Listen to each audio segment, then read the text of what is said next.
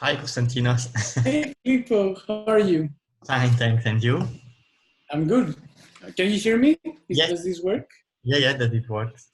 Great. Okay. How are you? Good to see you. Yeah, Good to see you. my pleasure. How are you? Fine. Everything is fine in Switzerland. And some projects go on, and I really like your film, so I want to speak. Thanks. I'm happy. Thank you. It's a pleasure to just. I'll tell you whatever, whatever you need. Are you agree if you speak a little bit about your short film? Yes, of course. So, what do you want to know? What do you want? Should I talk about? The genesis of the project, the Christian aspect of the project, from the music Hmm. and also from the Genesis days of the voiceover. If you maybe can begin with Yes, that. of course. So the movie, the first idea for the movie came to me on the summer of 2015. It was like the highlight of the Greek financial crisis. There was a week of chaos. It was around June or July, I think, where the banks closed down and there was complete uncertainty about whether they're going to open up, whether people could get their money or not. And there were rumors Greece is going to exit the Eurozone. It was like a little bit of a chaos, and there was unrest, social unrest. And I happened to be on the island actually where we shot the movie a few years later. And there was this paradox. I was looking at this paradox where people were, panicking, preparing for war almost. And at the same time, the sea and the sun was perfect, and other people were just enjoying the island. And there was something very funny and tragic about these conflicting behaviors. So I thought, okay, there's something to be said about this, and that was like the very first idea for the movie. And then as I started writing it, I thought, I mean, just images from my childhood, I guess, came in. I didn't even realize that I was writing a lot about my summer vacation with my parents. And my parents, I always felt they were very opposite, it was like they would fight all the time for things that were not of importance. And I was thinking, why it's like these people are together, like as if they're cares. Like, why don't they split? It's as if they're cares. But it's interesting because as time has passed, my parents are still together, and I can see the love. They have some sort of love. It's just a strange love. And now I think they're even happier than ever. So I was wondering how love works after the passion goes away, and after all these things kind of disappear. How does it work? And I think it works in mysterious ways, and I was interested in that. So you asked also about the Christian aspect and the Genesis. Yes, this is great. I like this question, first of all, because I think it's nice for this element to be noticeable, because it exists a little bit everywhere, but never really explicitly in the movie.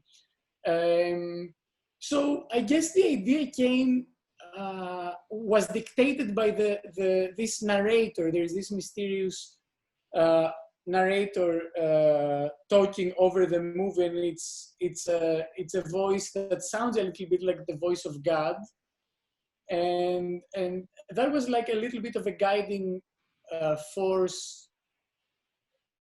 I thought that if this is the voice of God, then maybe what we're seeing is a little bit like a biblical story, like the Exodus of Abraham or whatever. But instead of like these biblical figures, we have a casual family. We have a casual family experiencing this big biblical story, and so we played with all these elements of this story being at the same time like a realistic day-to-day story of an everyday couple, and a story coming out of this science fiction biblical universe. Yeah. Okay, it works a lot with contrast between also quiet and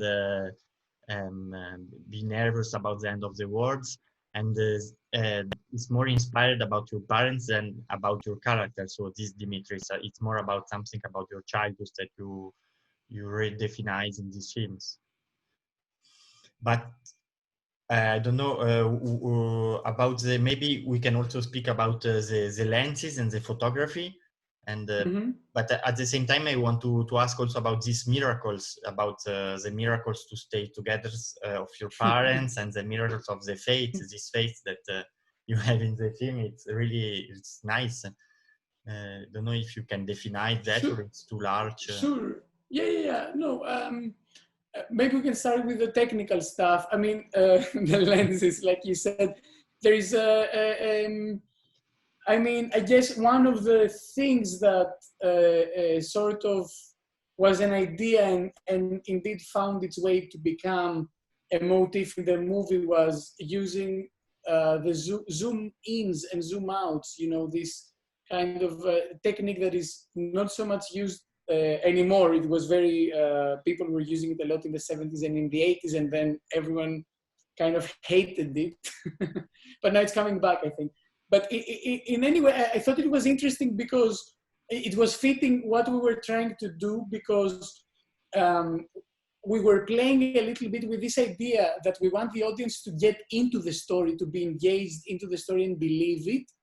And then at the same time, we were throwing elements to the audience, like the voiceover narration or this very pompous religious music that was, I guess, disrupting the realism of the story. And we were using the zoom ins and the zoom outs in a way, like as if to reveal the bigger picture in a way. And zoom in and zoom out are camera techniques that kind of reminds the audience that this is a movie. They're not natural. There's something technical about them. So we were interested in that. The miracles. Yes, please. No. How did you decide at which moment you should take a zoom after the stop on the roads, or it was something planned, like storyboarded, or it was during the shooting, or how did you decide which moment? I think it was planned for the most part, although I think also maybe we decided some things there also on set. I think early on we knew that this was part of the vocabulary, and these zooms were used mostly as a comment to a scene. So a scene is realistic, but then when as the camera zooms out, we realize we're in this world in the middle, where this is also a story that we're being told in a way. But also we use the zooms also in different ways in different things. But I think yes, sometimes we made the decision on set that this feels like a zoom moment in a way, and we would use them. Yeah. And for the moment, like when they discuss outside the door, it's very cold, and outside the kitchen is very warm. It was also planned on the set, or do you decide before? Because it's a very beautiful shot, and the point of view, we feel it about. Yes, it was. This is something that, like the idea of a moment where the parents have this fight. You know, they finally go at it, because in the movie they're usually quiet at each other and they don't say what's on their mind, but they finally go at it and they have a fight. I had thought about it when I was writing it, that it happens place outside, and I think it's fun if we don't hear exactly what they say, if we just feel it. And they're outside because they don't want to be heard by the children. And I had written, I remember that this takes place during the dusk. I don't know why I thought it should be dusk. And then my beautiful production designers, she created this very nice warm environment inside that has this intimate chaos. So nice. It worked out. Okay. Yeah. And about the place, because it works also between these two difference between the calm island and the end of the world. So it's the situation who made people stay more less calm than other characters. And you as a director, you choose this island and you convince all the people to be part. It was touring. How does it was this So preparation of being part with all the people in the village? How did you convince them to be part of the? it's actually this is a good question because it was I learned by this experience, by making this movie, how important it is if you go to a remote place like an island, how important it is to have to make the people who live there your allies and your friends. At first we were thinking of filming the movie in a different area that was even more isolated, even more rough, even like the landscapes were even harsher. But the people there were, somebody told me this, the people were a little bit like the landscape. They were equally rough. It was just difficult to deal with them in a way. And so this island kind of combined the best of both worlds. This is Syros, is the name of the island. And it's an island where people are very cultured. They love theater, they love movies, they love music, and they, you know, there are many actors or dancers who live on the island, and it's, you know, it's easy for them to embrace an artistic endeavor. So they were immediately helpful, and it was like paradise. Really, they were. We owe a lot to the people of this island. Okay. But with the film, do you want to make an optimistic or a pessimistic point of view on? How did you feel? I'm curious. I don't know. At the end, it's quite impossible to quit the island. So, but at the same time, the family stay together. So it's maybe a way to place the face in another place of the input of the initial situation. And it's more about yes, this connection who is found between the the characters and not. But I don't know what was your method. That is just my interpretation. No, I mean, I guess the movie ends, something good happens in the end, right? There is a sense of connection, but the last thing we see is that things may returning to a sort of normality, or at least there is a boat coming. And you know, going back, I think going back to normality can also mean for this family going back to a dysfunctional normality. So I guess it's a question that remains open. It's funny, I was thinking a little bit of that here in Athens, in Greece, when we had the quarantine a few months ago before the summer. A lot of people actually enjoyed the quarantine. They had time really to think about themselves, to read books, to just get out of their everyday routine and figure out something about themselves. Like, it was interesting. And something like that happens in the movie. And I think that for many of these people who found something about themselves in the quarantine, going back now to normality, they easily forget whatever they discovered. Yeah. And I think that's the danger. That's the danger for every one of us, that a moment like that can easily be a fleeting moment. Mm-hmm. So it's an open question at the end. It's an open question, and it's addressed to all of us in a way, that you know, a moment of danger and a situation where you're really brought, you face something huge, you face your own fears, your own self. This can be a window to finding something, but it's important to, whatever you find, just to keep it in your mind and embrace it after this danger is over, you know, when Mm-hmm. things return to normality. And what's your desire to, I don't know, to to continue this language that you have a little bit begin with these films. In your next films, it will be so lyrics again with music, and because it's very beautiful, very original, and how that's you can continue in your next film that this kind of style. I don't know if I can. Thank you. Yes, I'm thinking of exploring this. I'm interested in this, let's say, tonal ambiguity. So these stories that really play with how the audience feels and perceives the story. So a specific moment can be equally brutal and funny, or dangerous and ridiculous, or painful and like a comedic. So playing with this thing and opening, you know, doors to how the audience can perceive what is in front of them on screen. So yes, I want to develop this further. I'm preparing I'm preparing a short film and a longer film, and they both are playful in this way, you know, Okay. in a similar way.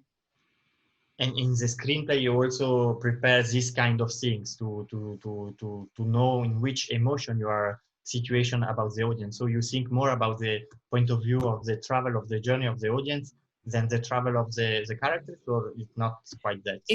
It's well, it's interesting. I think for me it's a simultaneous process, and like shifting perspective of how when I write, I think it's easier for me when I write to think about the characters and what they would do. But then when I look at it again, it's interesting to see from the perspective of the audience, how is this perceived? How can I be surprised? I think I'm really interested, me as an audience member, when I watch a movie, I want to be surprised, I want to be perplexed, I want to be misdirected. I want maybe for the movie to punch me in the face a little bit. You know, I'm interested in that. I enjoy it. So I'm trying to create this experience for the audience as well, as, you know, as much as it's possible. Of course.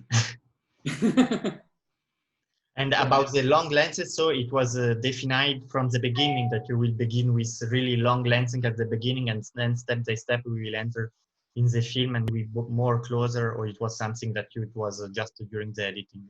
Yeah, no, it's a movie that we were trying to, well, here is a tactic that we used. Maybe it's interesting to talk about that. I was thinking, I was interested in this paradox I mentioned in the beginning, in the idea of paradox, and how this can happen visually. I thought would be to have conflicting elements in the same space, in the same universe, maybe in the same shot, maybe in the same scene, maybe the same, like you see something but you hear something else, right? So conflicting elements. So we were using wide lens. We had like wide shots to include as many conflicting elements as possible within the same scene, you know. So we had the characters of the girls, of the daughters of the main couple, running around and talking over the dialogue of the grown-ups, which the dialogue of the grown-ups was serious, and the girls didn't understand what was going on. We were trying to play with these elements and then the same with the music and the voiceover, just adding one element after the other. And the movie doesn't have many close-ups, and so you don't go very close to the face. And I think the biggest close-up is the shot before the end, like the second to last shot where you see the two characters sleeping together somehow, and their faces are touching each other. And that was it. Yeah, so there was this, let's say, this strategy of working like that.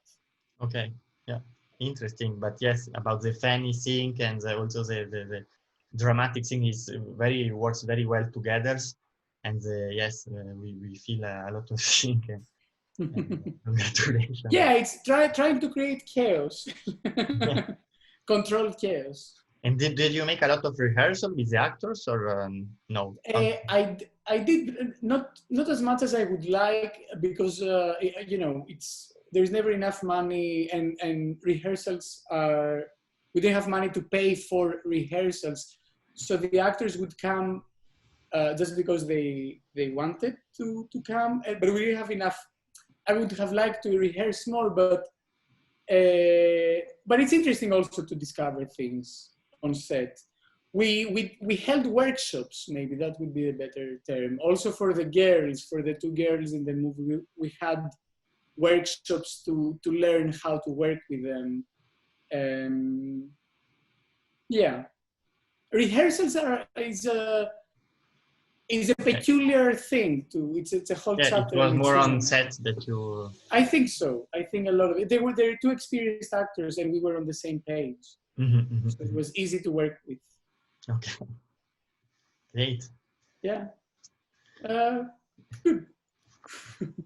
Do you want to say maybe something about the language, about the French, the tourist, and so this kind of things about the Babel's words at the beginning, and why do you want to make a film with so many language?